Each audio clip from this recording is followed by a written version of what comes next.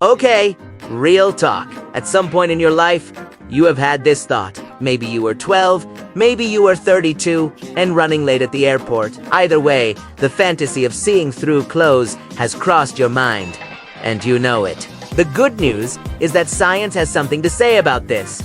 The bad news, well, you will see. Here is the thing most people do not realize. This technology already exists. It is in use right now, and it is far less exciting than your brain imagined. The scanners used at airports, particularly the old backscatter X-ray machines deployed by the TSA between 2009 and 2013, did exactly this. They bounced low-energy X-rays off passengers and produced what critics immediately and accurately described as virtual strip searches. The images were graphic enough that pilots, flight crew unions, and pretty much anyone who saw the output collectively said absolutely not. They lobbied hard to get them removed. By 2013, every single one of those machines was pulled from US airports. Fantasy meets bureaucracy, and bureaucracy wins. The technology that replaced those scanners uses millimeter waves, which sit in the electromagnetic spectrum right between microwaves and infrared radiation. These waves pass straight through lightweight materials like clothing,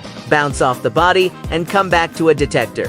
However, here is where the fun ends for the creatively inclined. The image produced is not a photograph of you. It is a generic cartoon avatar.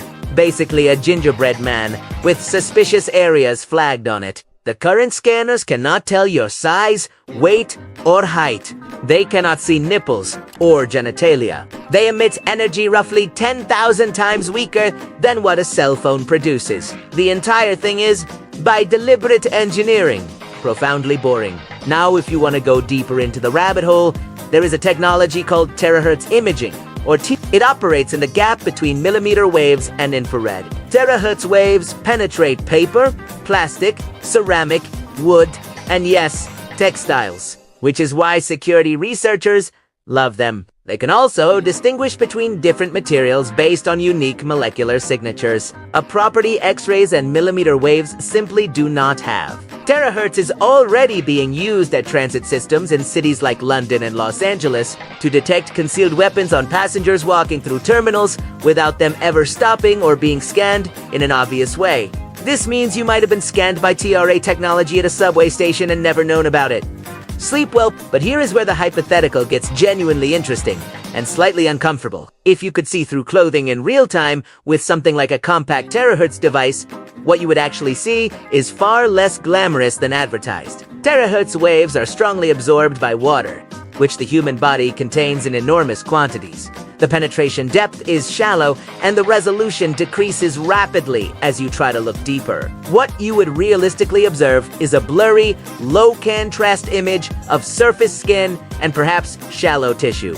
Not some clean cinematic reveal. Nature, it turns out, already built in a privacy filter. The real-world consequences of a world where this technology became miniaturized and widely available are, frankly, catastrophic from a privacy standpoint. Researchers at MIT and Boston University have been working on adjustable metamaterial lenses that could theoretically allow terahertz systems to be made far more compact. At the moment, the technology requires equipment roughly the size of a laboratory setup, not a phone.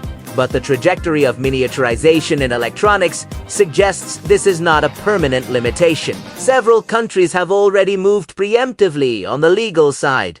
The European Union banned backscatter X-ray scanners from airports entirely, not just replaced them with newer versions, specifically because they judged that no security benefit justified that level of bodily exposure.